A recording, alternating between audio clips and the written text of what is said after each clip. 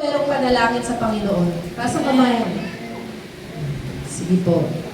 So sabi sa dictionary daw, ang meaning daw po ng prayer, a solemn request for help or expression of thanks addressed to God or an object of worship. So sa dictionary po siya galing, kaya meron pong kasunod na or an object of worship. So ano ibig pong sabihin nun? Merong choice ang tao na hindi magdasal sa totoong Panginoon, kundi sa ibang mga bagay. Sa ibang tao, sa mga rebulto, yun po yung actual na nangyayari.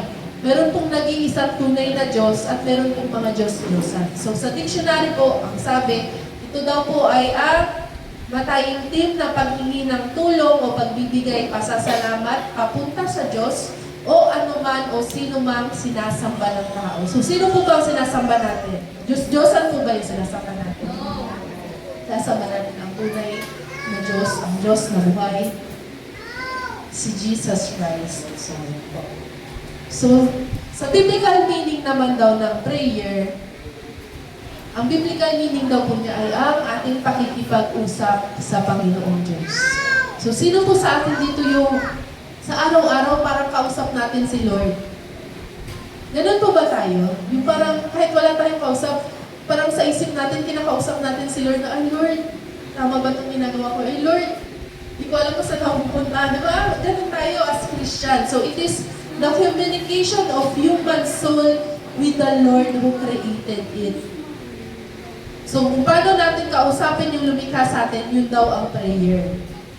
So pangunahing paraan upang ang isang mananampalataya kay Jesucristo ay makipag-usap sa Kanya tungkol sa Kanyang mga nararamdaman, mga nais, at makipag-ugnayan sa Kanya. So kung meron nararamdaman po ba tayo, sino una natin pinagsasabihan? Best friend?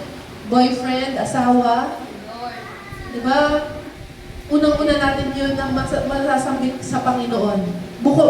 Hindi pa natin nasasambit sa ibang tao, na idalangin natin bilang mananampalataya na uuna natin sabihin kay Jesus. So, ang prayers daw po ay pwedeng maging audible or silent. Pwedeng naririnig or pwedeng tahimik. Tama po? Pwedeng private or public. Pwedeng formal or informal. Maraming uri ng panalangin. So, tayo daw po ay nagdadasal sa kahit anong circumstances ng buhay natin. Kahit anong nangyayari sa atin, ito man ay masasalamat o pagtiyak sa langit, paghahanap ng favor ni Lord, pagpupur out ng soul natin sa Panginoon, pag-amin ng ating mga kasalanan, pagsasabi sa Lord ng ating mga hinaing, lamenting, pagpiplead sa Lord. Gusto nating lumapit sa Lord. Nagpipray tayo para sa ating sarili. Nagpipray tayo ng nakaluhod sa Ama. Humihingi tayo sa Ama o pinagdadasal natin ng iba. So marami tayong lahat ng nangyayari sa buhay natin, pwede nating sabihin sa Lord, diba? Yun ay prayer. So, hindi yung prayer na, hindi lang ang prayer ay yung paulit-ulit na binabanggit or sinasaulo. We have, si Lord, di ba, nasa heart na natin, nandito na siya sa puso natin, anytime or anong sabihin natin, alam na yan ni Lord. So, ready makinig si Lord sa atin. Hindi natin kailangan ulit-ulitin. Kasi si Lord, aanhin niya yung ulit-ulit nating, sa ulago nating prayer, di ba? So, si Lord gusto niya, honest tayo sa Kanya kung ano yung totoong nararamdaman natin, yun yung sasabihin natin sa Kanya. So, basahin natin ang sabay-sabay. 1, 2, 3. The wicked have no desire to pray. So, sabi daw sa Psalm 10:4, ang sabi ng masasamang tao, Diyos ay walang pakialam. Sabi nila ay walang Diyos dahil sa kanilang kahambugan. So, yung mga hindi daw, yung mga wicked daw ay hindi naniniwala sa Diyos. So, hindi sila nagpipray sa Lord. Pero tayo mananampalataya, basahin natin ang sabay-sabay. The children of God have a natural desire to pray. So sabi sa Luke 11:1, Minsan nanalangin si Jesus sa isang lugar nang siya'y matapos sinabi ng isa sa kanyang mga alagad, Panginoon, turuan po ninyo kami manalangin tulad ng ginawan sa kanyang mga alagad. So tayong mga naniniwala kay Jesus, gusto nating, hinahanap-hanap natin na makausap siya. So ang key points po ng ating mensahe ngayon ay 6. So ang number 1 po, why pray? So bakit tayo kailangan magdasal? Pangalawa, how must we pray? Paano nga ba tayo nagdadasal?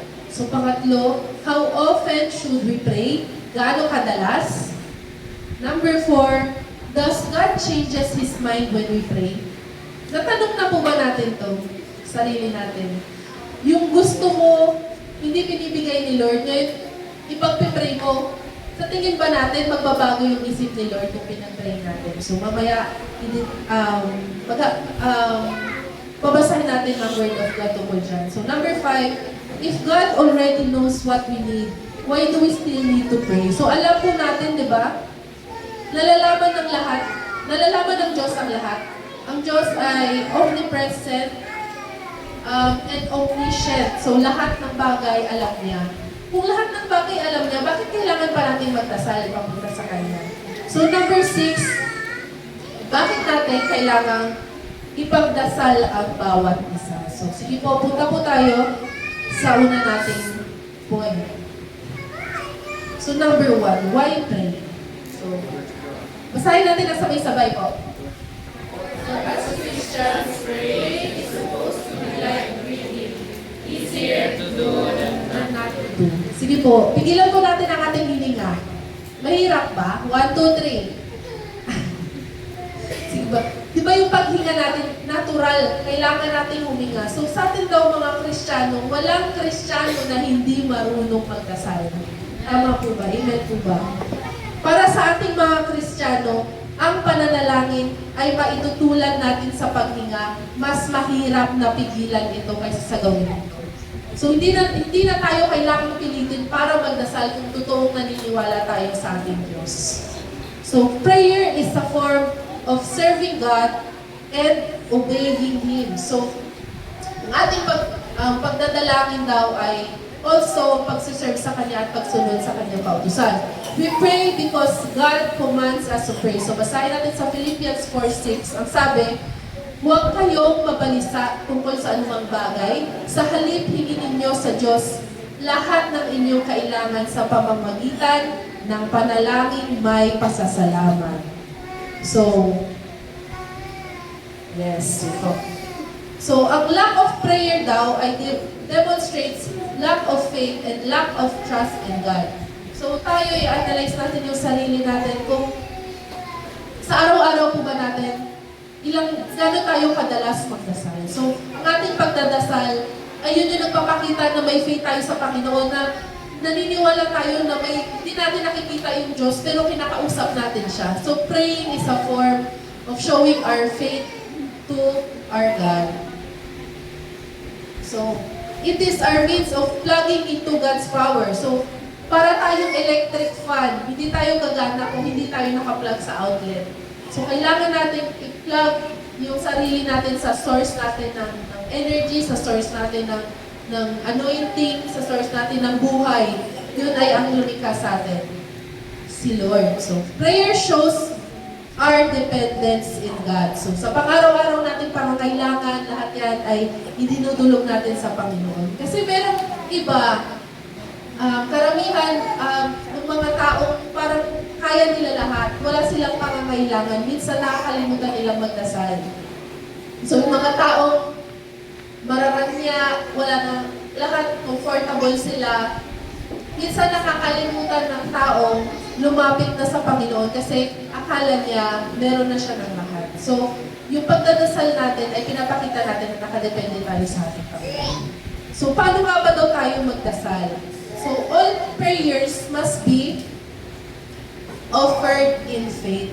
So, kailangan ng pananampalataya sa pagdarasal. Sabi sa James 1:6, subalit ang humihingi ay dapat magtiwala sa Diyos at huwag mag-alinlangan, sapagkat ang nag-aalinlangan ay parang alon sa dagat na itinataboy ng hangin kahit saan. So, yun, without faith, we cannot communicate with God.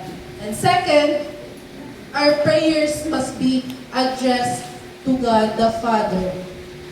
So sa Luke 11:2 at saka sa Matthew 6:9, ang sinabi ni Jesus sa kanila, kung kayo'y manalangin, sabihin ninyo, Ama, sambahin ninawa ang inyong pangalan, dumating nawa ang inyong kaharian. So ito kayo manalangin, Ama namin nasa langit, sambahin nawa ang inyong pangalan. Dahil sa sacrifice ng ating Panginoong Diyos, tayo ay naging adopted children na ng Diyos Ama, di ba? Amen po ba? Sige po. Pangatlo, we must pray in the name of our Lord Jesus Christ. So, hindi po tayo nananalangin sa pangalan ng mga tao, sa pangalan ng mga santo, sa pangalan ng Birhen, sa pangalan ni Maria. Ang isa lang po ang mediator natin ng ating mga dalangin, yan lang po ay si Jesus Christ. Hindi po makakarating sa Diyos Ama kung sa iba po natin ipapalaan. Amen po. So, sabi sa Juan 16:23, sa araw na iyon, hindi na ninyo kailangan humingi sa akin. Pakakatandaan ninyo, anumang hingin nyo sa Ama sa aking pangalan ay ibibigay niya sa inyo. So ano si Jesus Christ sa ating mga mananampalataya? Siya ang the way, the truth, and the life. Wala nang ibang binanggit doon. Dahil yung sakripisyo ng Panginoon, yun lang ang rescue plan ng Panginoon. Wala nang iba. Walang ibang rescue plan ang Panginoon bukod kay Jesus Christ.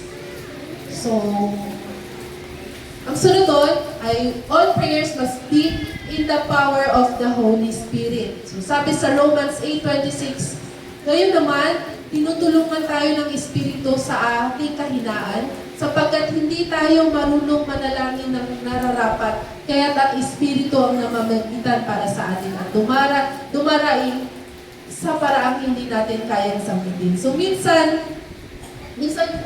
nasubukan na po ba natin nagpe-pray tayo ng Lord, hindi namin alam kung anong dapat namin ipag-pray.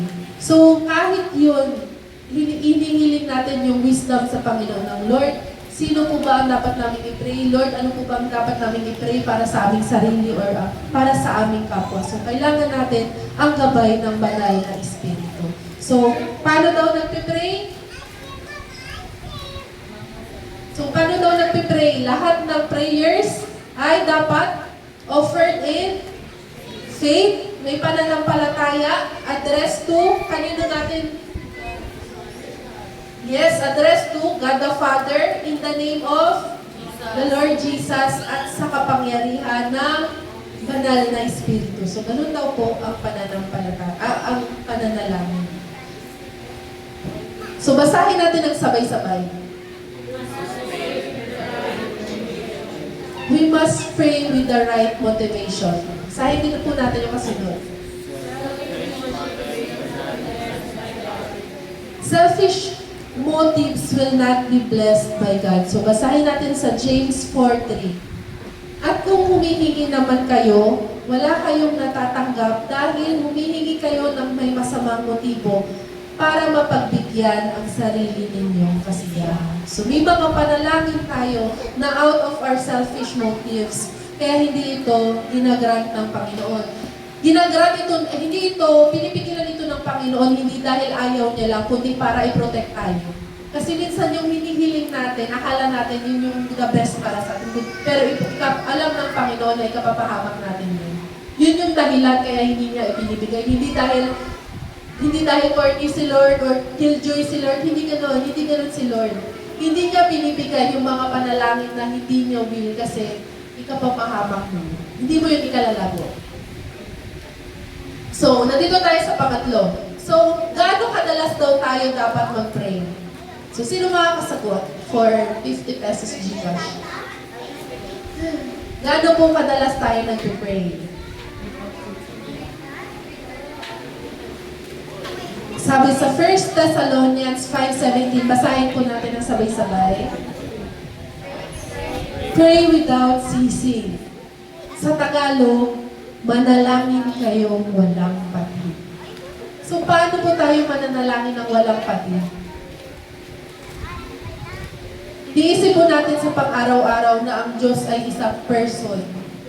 Isang person na minamahal ka ng lubos, pinoprotektahan ka ng lubos, pinoprovide ka ng lubos. Sobrang iniisip ka ng Panginoon, mas marami pa ang thoughts niya sa'yo kaysa sa buhangin sa dagat. So, ganun ka kamahal ng Panginoon. So, kung alam mong may nagmamahal sa'yo ng ganun, gusto natin yun i-give back. So, gusto natin, di ba pag meron tayong karelasyon, meron tayong boyfriend or meron tayong asawa, pwede ba hindi tayo mag-usap ng mahal natin sa buhay? Di ba hindi? Yung Diyos natin ay personal na Lord natin. So, siya ay nakakausap, siya ay may emosyon, at siya ay kailangan natin i-serve, kailangan natin i-obey. Kausapin natin siya sa araw-araw. Hingi natin yung guidance niya sa araw-araw, hingi natin yung wisdom niya sa araw-araw. So, we must have a running conversation going with God all day. Nakikipag-usap tayo dapat sa Diyos sa bawat sandali daw ng ating buhay. So, number 4, ito na po.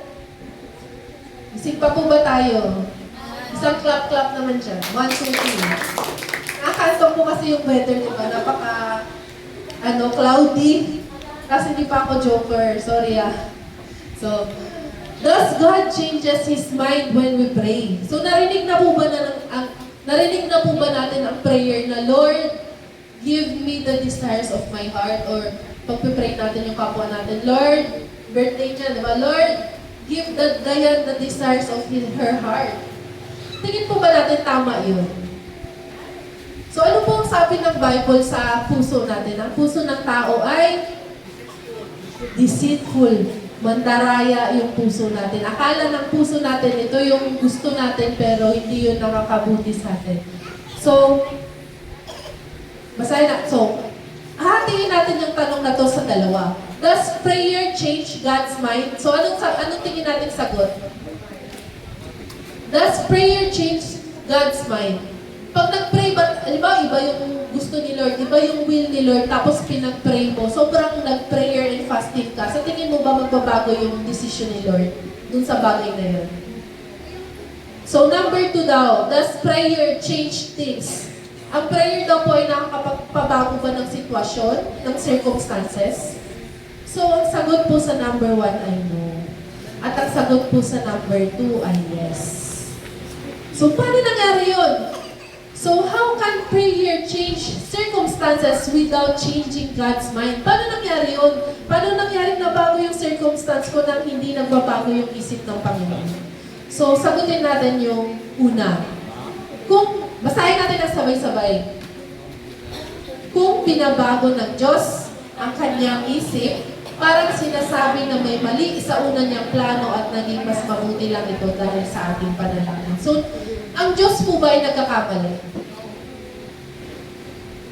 Ang Diyos po ba, hindi tayo sure? Ang Diyos po ba natin, ang Diyos na buhay, ang Diyos na highest of, ang Lord of Lords natin, ang beginning and the end, nagkakamali po ba ang Diyos? Hindi. Siya ang pamantayan ng tama. Paano siya magiging mali? Yung pamantayan natin ng right and wrong ay galing sa Kanya. Paano siya magkakamali? Sino nakakaalam ng best para sa atin? Tayo ba? Si Lord. So, paano magbabago yung isip ni Lord kung walang pagkakamali sa buong pagkatao ng Panginoon, ay sa buong pagka-Diyos ng Panginoon, walang pagkakamali sa Kanya? Paano magbabago yung isip niya? Ngunit dahil alam ng Diyos ang lahat mula simula hanggang wakas, hindi na niya kailangang baguhin o pagandahin pa ang anumang plano na kanyang ginawa. Wala nang mas hihigit pa, wala nang mas gaganda pa sa plano ng Panginoon. Amen po ba? Naniniwala po ba tayo? Amen. So, ang kanyang mga plano ay ganap na perpekto. Sa tingin ba natin, parang bakit ganito, Lord? Ito na yung plano mo, ito na yun. Pero hindi natin nakikita kung paano kumilos ng Panginoon. Kailangan nating maniwala. Kahit parang hindi, pero kailangan nating maniwala. Doon papasok ang faith. At sinabi niya na ang kanyang mga plano ang tiyak na magaganap. Kaninong plano ang magpe-prevail sa batang huli? Jesus. Kay Lord. Kasi kung plano natin yung magpe-prevail, kawawa tayo. Disaster pag tayo ang nag-prevail. So, pasalamatan na natin salamatan natin ang Panginoon na ang plano niya ang magpe-prevail sa bandang huli. So, example, sa city of Nineveh, in the book of Jonah. So, sino po nakakaalam ng book of Jonah? Ano nangyari doon? Si Jonah ay inutusan pumunta sa isang lugar na mga hindi mga Hudyo yung mga tao na yun, yung city of Nineveh. So, basahin natin. Then God saw their works, that they turned from their evil way, and the God relented from the disaster that He had said He would bring upon them. So, ang story po ni Jonah, si Jonah ay isang prophet. Prophet siya ng mga Jews. Prophet siya ng mga Hebrew, ng mga Israelites. Ngayon, inutusan siya ng Panginoon na pumunta sa isang lugar. Yung Nineveh po ay sobrang samang lugar, kalaban ng mga Israelites. Sobrang brutal, pinatay yung mga... Basta sobrang lala ng Nineveh. Nasabi ng Panginoon, pumunta ka doon. Balaan mo sila kasi sisirain ko yung city nila. Kaya tumakbo si Jonah kasi ayaw niyang mag-repent yung city na yun. Gusto ni Jonah, hayaan lang silang tubukin ng Panginoon dahil nga, kaaway nga sila ng Israelites. So, ang ginawa niya, hindi niya sinunod si God.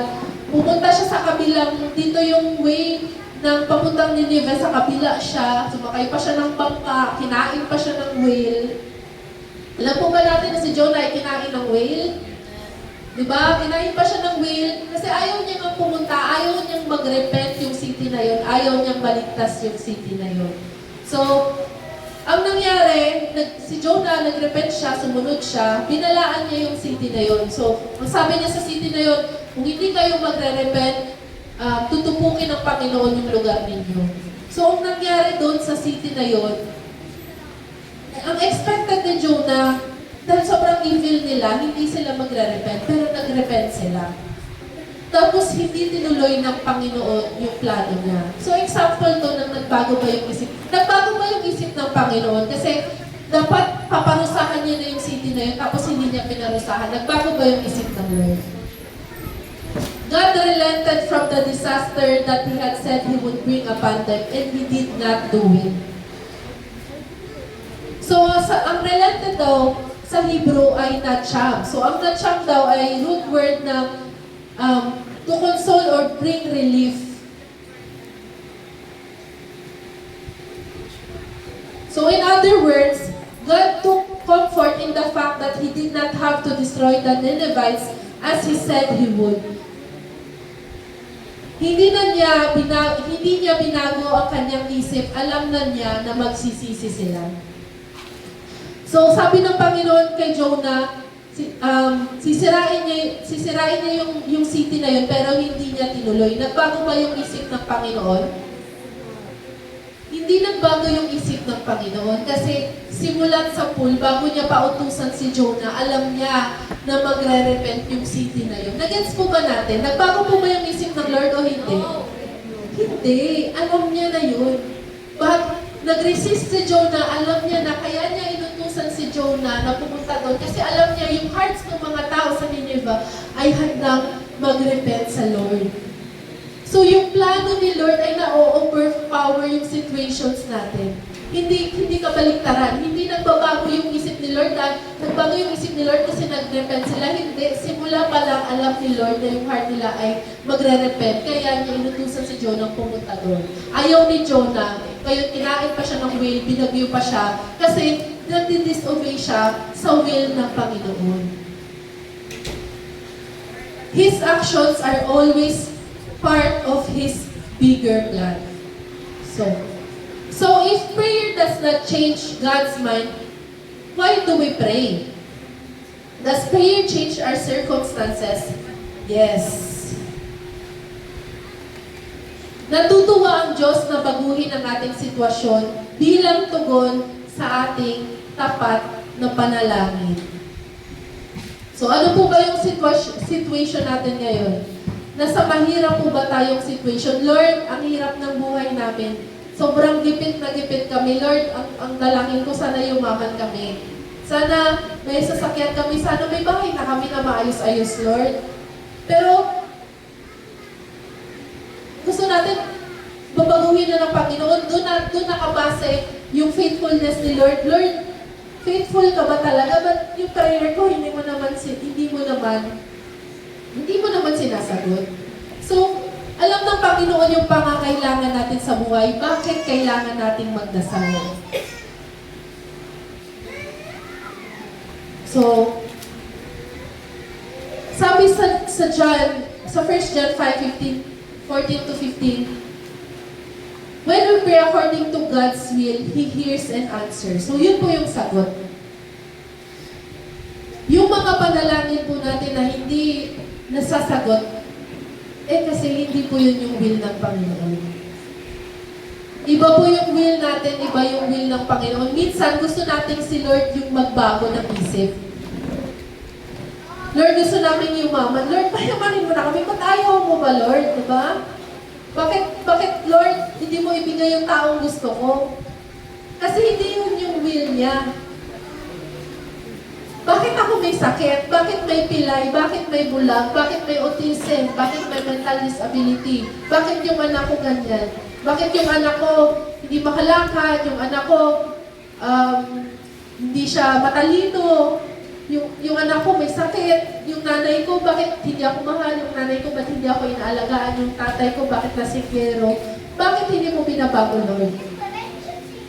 Kasi hindi yun yung will niya. At kahit pangit yung tingin natin sa situation na yun, maniwala tayo na may greater plan pa ang Panginoon. Maniwala tayo na hindi doon nagtatapos yung plano ni Lord sa buhay natin. So, sabi sa 1 John 5:14 to 15, ito ang kapanatagan natin sa paglapit natin sa Diyos. Pakinggan niya tayo sa anumang hilingin natin ayon sa Kanyang kalooban. So, paano tayo mag-pray? The key praise is according to His will, ayon sa Kanyang kalooban. So, mag-pray po tayo na, Lord, i-reveal po sa akin ang iyong kalooban, na yung puso ko, Lord, yun yung ipagdadasal ko, yun na rin yung magiging desire ng heart ko, yung desire ng heart mo. Tayo yung dapat mag-adjust sa will ng Panginoon, dahil yung will ng Panginoon, yun yung best sa atin. So, hindi tayo magtitiwala sa desire ng puso natin dahil ang puso ng tao ay deceitful. Tandaan po natin yan. Yung flesh natin, laging kapahamakan ang madudulot sa atin yan. Balay natin, kung bigla tayong nanalo tayo sa loto, bigla naman tayong ninakawan, bigla tayong sinaksak sa daan, bigla tayong na-aksidente, bigla tayong tinambangan. So, hindi inalaw ni Lord yun kasi ikakapahamak natin yun. Example lang po yun. Ano po ba yung iba nating desire? Kadalasan naman ang desire natin is material things, comfortable house, comfortable lahat. Gusto natin ng comfort lahat. Pero minsan, hindi inaalaw ng Panginoon na maging comfortable tayo kasi hindi na natin siya hahanapin. Comfortable tayo sa earth pero pag namatay tayo sa hell tayo mapupunta. Narinig po ba natin? Gusto po ba natin comfortable tayo sa mundong ito, pero pag namatay tayo, sa hell na tayo, nasusunog na tayo sa dagat-dagatang apoy. So, ipagpasalamat natin yung mga circumstances sa buhay natin na kung uncomfortable tayo, nahihirapan tayo kasi sinisik natin si Lord. Kasi ang target natin, visitors lang tayo sa mundong ito. Ang totoo nating bahay ay nasa heaven. We are spiritual beings. Ang eternity natin ay it's either hell or heaven. So, ang iisipin natin sa mundong ito ay naging ipon tayo ng mga makalangit na kayamanan, hindi makamundong kayamanan. Kasi ang makamundong kayamanan ay ninanakaw, inaanay, pero yung makalangit na kayamanan is for eternity. So, kabilang dito ang kanyang tamang oras. So, minsan, sobrang natin ka mainipin. Sobrang natin ka, no? Nagmamadali tayo, Lord. Gusto kong mangyari to, pero gusto ko ngayon na. So, example natin, si Pastor Jimwell, tapos yung anak namin si Lowella.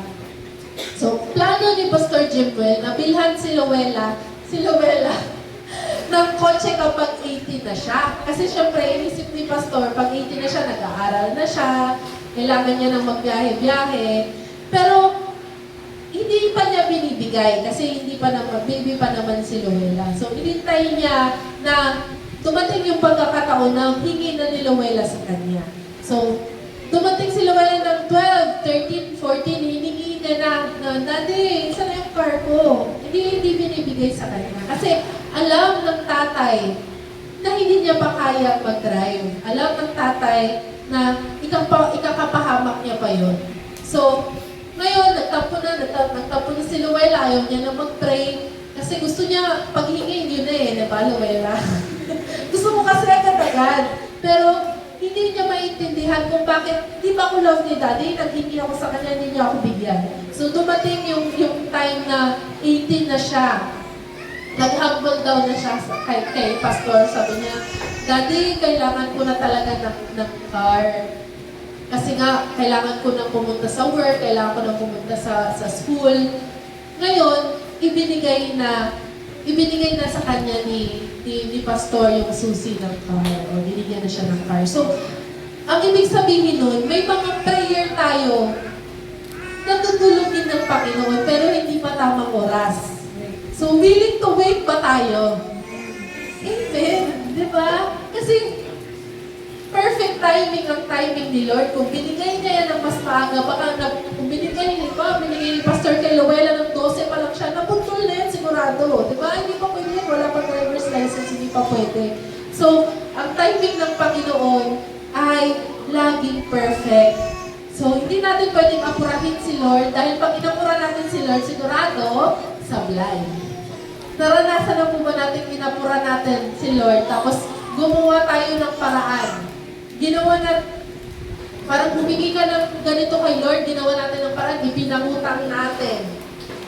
Diba? Or, may ginawa tayong diskarte natin, ang ending nun, hindi magiging blessed kasi pinilit natin, hindi natin pinintay yung perfect timing ng Panginoon. So, inaanyayahan tayo ng ating Ama sa langit na hilingin sa Kanya ang lahat ng ating kailangan. Natutuwa siyang ibigay ito sa atin kapag ito ay bahagi ng Kanyang kalooban. Yung kalooban ng Panginoon, kasama na doon yung perfect timing kung kailan niya ibibigay sa atin. Alam niya na minsan hindi natin naiintindihan ang Kanyang timing, pero inaasahan niya ang ating pagtitiwala at pananampalataya. So, sino dito ang naghihintay na nagtitiwala at nananampalataya sa Panginoon? Sa future asawa? Di ba? Sige po, amen, hallelujah. So, example na lang po dito ay ang prayer for healing. Sino po sa atin dito may kamag-anak o tayo mismo may sakit? Lahat tayo siguro, di ba? May kakilala or kamag-anak tayo na nagkaroon ng sakit. So, a person may sincerely pray and truly have faith that God can heal. But if it is not God's will to provide the healing at that time, then no healing will come. Naniniwala po ba tayo na ang Diyos ay ang ating great healer? Amen? May sakit bang hindi kayang pagalingin ng Panginoon? Wala. Kahit patay. Pagdating ng end times, mare-resurrect pa yung mga patay. So walang imposible sa Panginoon. Pero hindi lahat ng healing ay God's will. So sometimes, God's blessing came in other ways beside physical healing. So, halimbawa, mayroong isang Christian na nung quadriplegic siya, ibig sabihin, ulo niya lang yung nagagalaw niya. Leeg pababa, paralisado siya. So, malakas yung faith niya. Sabi niya, walang imposible sa Lord. Makikita niyo na lang ako naglalakad. Pero until now, hindi pa siya naglalakad. So, magdududa ba tayo sa Panginoon? Pagdududahan ba natin si Lord na hindi ka naman pala, Lord, totoong nagpapagaling ng mga sakit? So, hindi.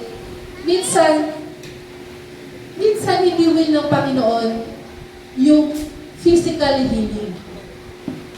God sometimes uses illness to accomplish His will. So, katulad na lang sa anak namin, dumating na kami sa point ni Pastor na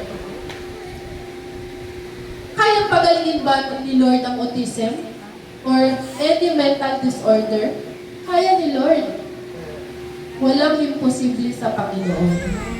Pero, itinanong ba natin sa Panginoon, kung Lord, will mo ba?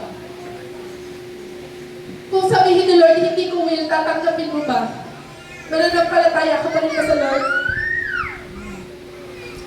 It's either pinag-iintay ka ng Panginoon, hintayin mo yung takdang time na papagalingin ko yung mahal mo sa buhay. O hindi ko papagalingin hanggang mamatay tayo. Mananampalataya pa rin tayo kay Lord. Diba? Kung meron tayong tatay na may sakit, diba? Meron siyang cancer, o kung ano man. So, tayong Christians, babawiin ba natin yung faith natin sa Panginoon? Dahil, Lord, mahal na mahal ko yung tatay ko, mahal na mahal ko yung anak ko. Lord, nagsiserve ako sa inyo. Lord, hanggang kailan ako maghihintay? Hanggang kailan ako maghihintay, Lord, na sagutin mo yung prayers ko? We need change of heart. Kailangan natin magtiwala sa Panginoon. Kailangan natin tanggapin. Kung will niyang pagalingin, papagalingin niya. Kung will niyang hindi, praise the Lord. Kasi marami tayong pwedeng ipagpasalamat. God sometimes uses illness to accomplish His will. Nagbibigay ng glory kay Lord yung sakitan natin. Example na lang, Paul, kilala natin si Paul.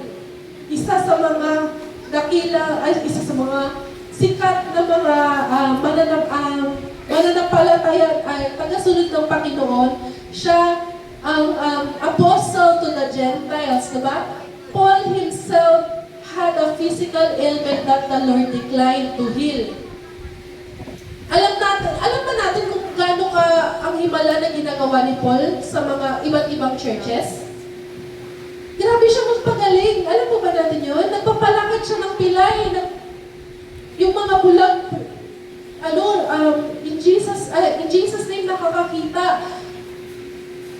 May patay pa, di ba? Parang may patay pa ba yun? May bata? Di ba? Parang may patay pa na pinag-pray niya.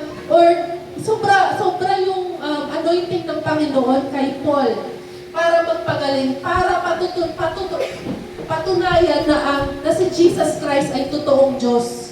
Pero basahin natin sa 2 Corinthians 12:7-9. Para hindi ako maging mayabang, makinig, para hindi ako maging mayabang dahil sa mga kamangha-manghang ipinakita ng Diyos sa akin, binigyan ako ng isang kapansanan sa katawan.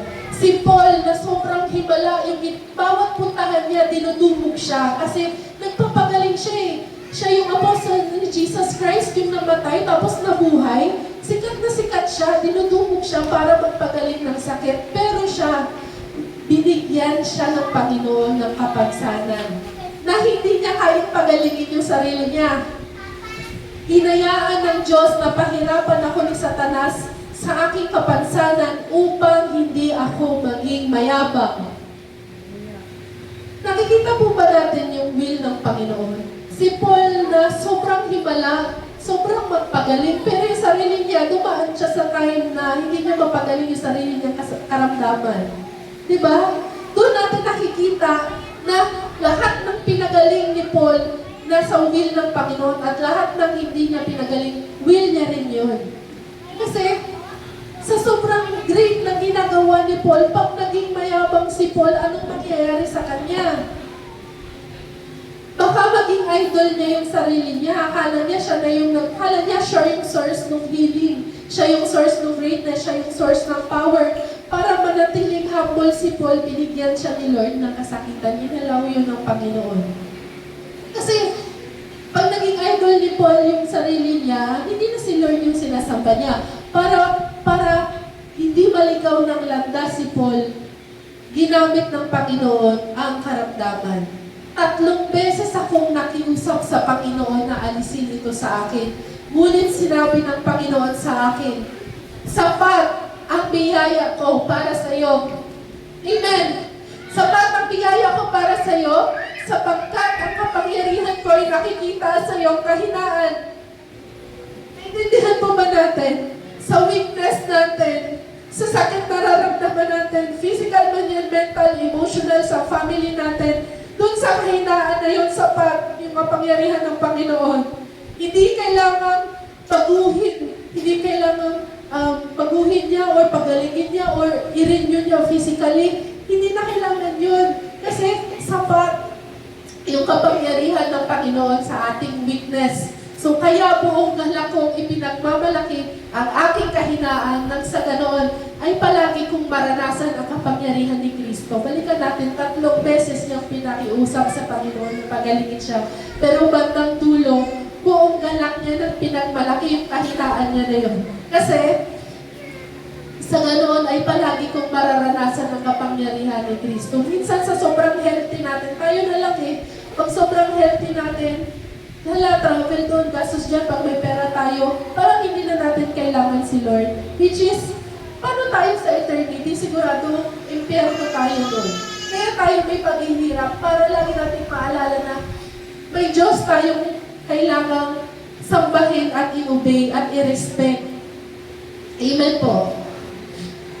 So, God, sabi ni Johnny Erickson Kada, ito siya ay isang Christian, hindi ko alam kung pastora siya, pero siya ito, isa siyang lumpo, na nung una sabi niya, walang imposible sa Panginoon, makakalakad siya. Pero nung bandang huli, ito na yung kanyang statement. God may remove your suffering, and that will be great cause for praise. So pag sinod daw ng Lord yung paghihirap natin, hallelujah, di ba? Ipipraise natin siya doon. Pero kung hindi tatanggalin ng Panginoon yung paghihirap natin, gagamitin ito ng Panginoon, He will use it. He will use anything and everything that stands in the way of His fellowship with you. So baka yung healthy nating katawan, baka maging hadlang yan sa fellowship natin sa Kanya. Yung perfect family natin, baka maging hadlang yun para hindi natin siya makilala. Naisip mo ba natin yun? Baka kung perfect yung family natin, baka hindi natin makilala si Lord. Baka kung mayaman tayo, baka hindi na tayo nag-pray sa Diyos na hindi natin nakikita. Diba? So let God mold you and make you, transform you from glory to glory. That's the deeper healing. So minsan, yes, possible. Yes, nagpapagaling si Lord physically. Pero hindi lang yun yung kayang pagalingin ni Lord. The Lord will, and surely He will heal you spiritually. That's the deeper healing. So of course, God can and does heal you today when He wants to. The question we need to ask in any given situation is, what does God want? Does He desire to heal the individual in this life, or does He have another plan to show His glory through weakness? Wala tayong tapon, wala tayong talo. Kung papagalingin tayo ng Panginoon, hallelujah. Kung hindi tayo papagalingin ng Panginoon, hallelujah pa rin. Kasi may great plan pa rin si Lord doon. So someday, all sickness and death will be eradicated. So alam naman po natin na pagdating ng new heaven and new earth, wala nang sakit, wala nang dalamhati. Until then, habang naghihintay tayo sa kingdom ng Panginoon na bumalik, there is a greater healing, the cleansing of sinful hearts that God performs every day. So, amen po ba? Naniniwala po ba na tayo na yung sinful hearts natin kayang pagalingin ng Panginoon? Amen. Amen. Diba? Thank you, Lord. Every day nagkakasala tayo, every day nag-iisip tayo ng masama sa kapwa natin, every day selfish tayo, every day nagpapanggap tayo. Tama po ba? Inaamin po ba natin na makasalanan tayo? Thank you, Lord. Dahil yung sacrifice ni Jesus, enough para i-cleanse yung sinful hearts natin. Kahit nahihirapan na tayo, minsan sa matatanda, masakit tuhod nila, masakit yung mga kasukasuhan nila. Pero thank you, Lord, di ba? Thank you, Lord, every day. God performs every day a greater healing. Masakit man yung katawan natin, pero yung soul natin malusog. Alam po ba natin na yung may verse sa Bible na kung sino yung blessed are yung beatitudes, blessed are the poor, blessed are the weak. Diba? Baka yung, minsan akala natin tayo yung bida eh. Lagi tayo may yung lead, parang feeling natin leading role tayo lagi. Pero baka pagdating sa heaven, yung pinabaliwala natin may mental illness. Siya yung pinakamayaman sa heaven. Malaki pa yung mansion ni Sayo. Amen! Darating yung panahon, lahat ng pilay makakalakad, lahat ng kulang makakita. Hintayin na lang natin yun, di ba? Darating yung panahon kung may mental illness yung kapag-anak natin, darating yung panahon makakausap natin sila. Kung hindi natin nakita yung parents natin, namatay sila agad bago tayo lumaki, darating yung panahon makakausap natin sila, di ba? Yung mga regrets natin, yung mga hindi natin nasabi sa mga yumao nating mga kapamilya, dadating yung panahon, magkikita tayo doon. Pero habang naghihintay tayo, unahin natin yung heart natin na naka-align lagi sa will ng Panginoon. So yun yung pinaka-importante sa lahat. Naintindihan po ba natin? Yung pag-analyze ng heart natin, pagiging honest natin sa prayer sa Panginoon. So ito na po tayo sa panghuli. Why do we need to pray for others? God commanded us to pray for one another. So bakit ba may pray? Meron pong prayer meeting ang church na ito sa mga hindi po nakakaalam. Every Thursday po ng gabi, may prayer meeting ang church na ito. Pinagdadasal po namin bawat isa sa inyo, bawat isa sa pamilya ninyo, lahat ng kamag-anak ninyo, pinagpipray namin, lahat ng mga hindi na namin alam yung mga sakit ninyo, sinasama po namin kayo sa prayer. And kung gusto po ninyong umaten, you are always welcome to join us. Kasi God commanded us to pray for one another. So sabi sa 1 Timothy 1:2, una sa lahat, ipinapakiusap kong ipanalangin ninyo ang lahat ng tao, ipaabot ninyo sa Diyos ang kahilingan ninyo para sa kanila ng may pasasalamat. So utos ng Panginoon daw na ipanalangin ang bawat isa. Praying for others gets our focus off ourselves and onto the needs of others around us. So, lagi nating pinagpipray yung sarili natin, Lord, gusto ko ng ganito, gusto natin dyan, gusto ko ng ganyan. Pero, ang sarap sa feeling na pinagpipray mo yung kapwa mo. Ang sarap sa feeling na hindi alam ng kaaway mo, pinagpipray mo siya. Bakit magaan sa loob na ipag-pray yung kaaway mo, di ba? Kasi, naiintindihan mo na hindi ka mas mabait sa kanya, parehas lang kayong makasalanan, di ba? Yung kaibigan mo, nakikita mo yung struggle niya na ipag-pray mo, masarap sa feeling, nagkakaroon tayo ng fellowship doon bilang isang katawan ni Jesus. So, as we carry each other's burdens, we will fulfill the law of Christ. So, sabi sa Galatians 6:2, bear one another's burdens and so fulfill the law of Christ. So, magtulungan tayo pati sa mga problema. Okay lang ba yun? Lugi ba tayo? Kasi mas malaki yung problema ng katabi natin. Di ba? Di ba, ang sarap sa feeling na tayong mananampalataya, magkakapatid tayo kay Lord na may problema ako, pastora, or ma'am Gerge, Ate Dayan, may problema ako. Pwede mo ba akong ipag-pray? Napakalaking opportunity para sa amin na ipag-pray kayo. Lalo na sa ating pastor. Napakalaking opportunity yan para sa kanya na ihiling kayo kay Lord na si Lord lang ang mediator natin. Hindi natin mediator si pastor. Hindi si pastor, si Lord. Kasi kapwa lang rin natin si Lord. Kaya mamaya, pwede tayong mag-exchange ng, di ba? Kaya tayo nag-grupo-grupo kasi nag-exchange tayo. We are bearing one another's burdens. Kaya may partner tayo na, sige, ano ba yung kabigatan ng puso mo ako magpipray sa Lord, tapos ito yung ipag-pray mo rin ako. Di ba, ang sarap sa feeling kaysa lagi mo na lang pinagpipray yung sarili mo. Amen po ba? Masarap sa feeling yun, di ba? Na may friend ka na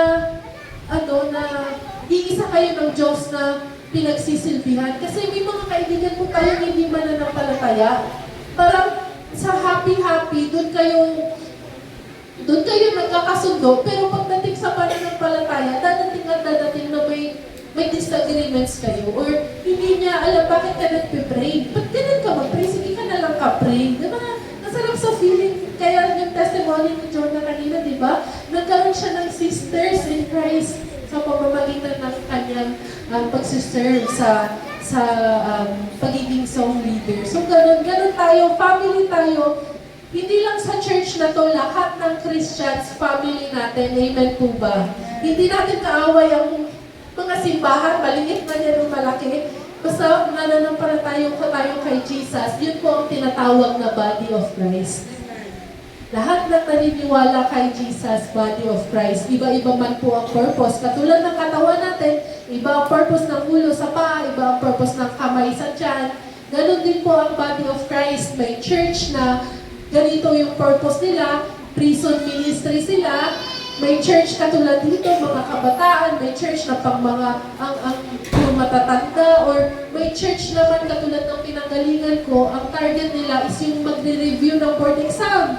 Diba? Iba-iba yung ginagalawan, pero isa yung nililid kay Jesus. Kasi siya lang ang daan sa atin, walang hanggang lahat. So, ayun po. We usually pray for, last na lang po ito, we usually pray for others, things like good health, financial provisions, family, safety. So, kadalasan, pagka meron po tayong palitan ng prayer, ito po yung sinasabi, o pag-pray mo, yung provision ng financial namin, ng good health sa akin, good health sa family ko. Pag-pray mo, kailangan ko ng kotse, kailangan ko ng microphone, ganyan. Diba? Sana maging buo yung family namin, sana maging safe kami. Although walang wrong sa pag-pray na ganito. There is nothing wrong with this prayer. The Lord can, the Lord can answer these prayers.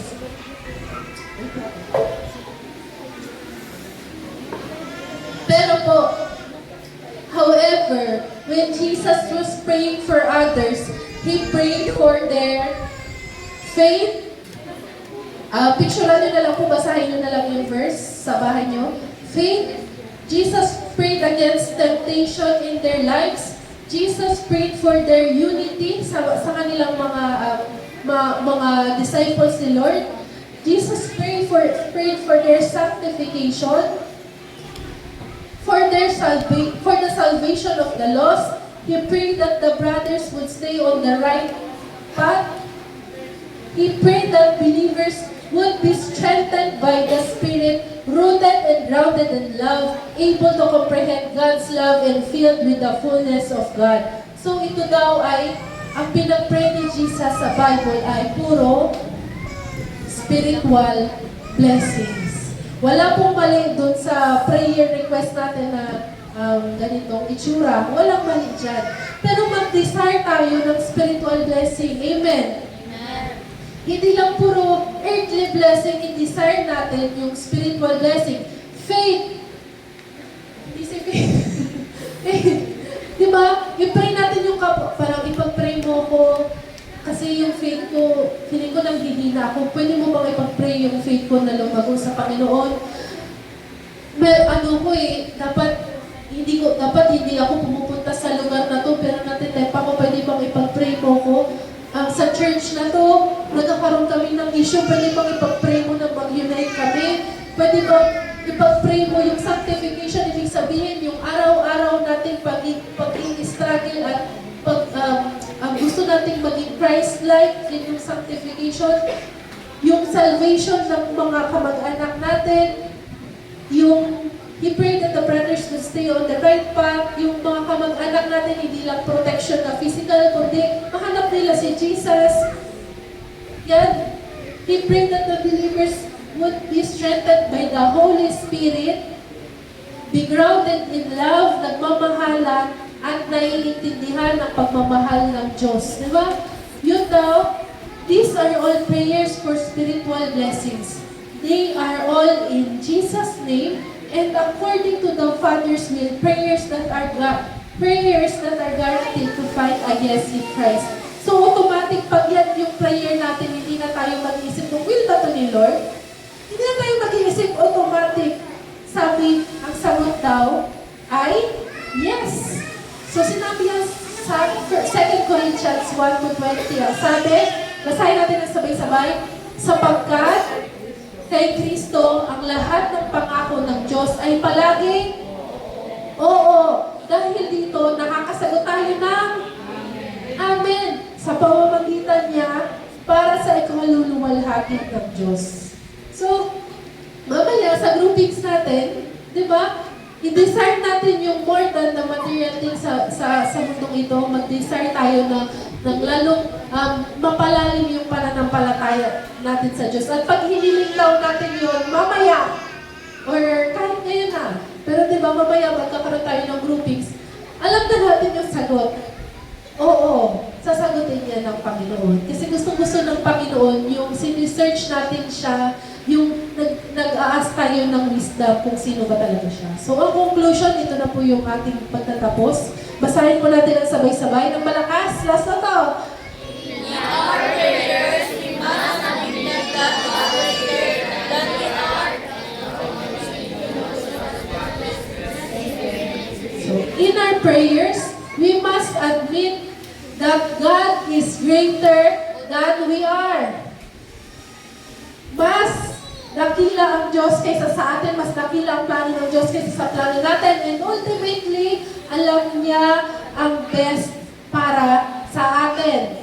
Sabi sa Roma 11:33-36, lubhang napakasagana ng kayamanan ng Diyos, di matarok ang kanyang karunungan at kaalaman. Sino ang makakapagpaliwanag ng kanyang mga kapasyahan? Sino ang makakaunawa ng kanyang mga pamamaraan? Gaya ng nasusulat, sino ang nakakaalam sa pag-iisip ng Panginoon? Sino ang maaaring maging tagapayo niya? Sino ang nakapagbigay ng anuman sa kanya na dapat niyang bayaran? Diba? Kay Job to, diba? Sino mas magaling si Lord? Mas magaling ba tayo kay Lord? Doon pala design. Diba? Aminin natin pala design talaga tayo. Minsan, kailangan nating huminto. Diba? Gustong-gusto mo na i-check out. Shopee, no?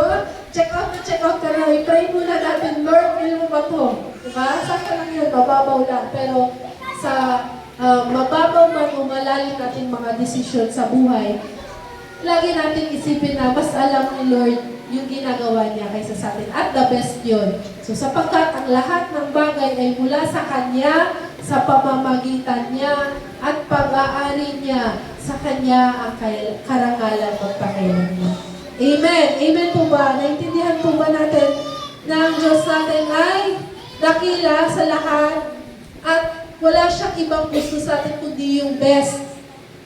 Naniniwala po ba tayo sa love ng Panginoon sa atin? Amen. Na yung love ng Panginoon sa atin ay wala nang hihigit pa doon? Amen. Amen. So, yun, magtiwala tayo at huwag tayo mapapagod manalangin. Panalangin natin yung will niya, ipanalangin natin yung kapwa natin. So, sige po, okay na ako, tapos na ako. Doon lang po nagtatapos ang mensahe ng Panginoon sa araw na ito. So, sana po may natutunan tayo. So, ito po si Pastor na po ang mag-group sa atin. Ay, meron pa pala. Meron po pala tayo ngayong Holy Communion dahil first Sunday of the month.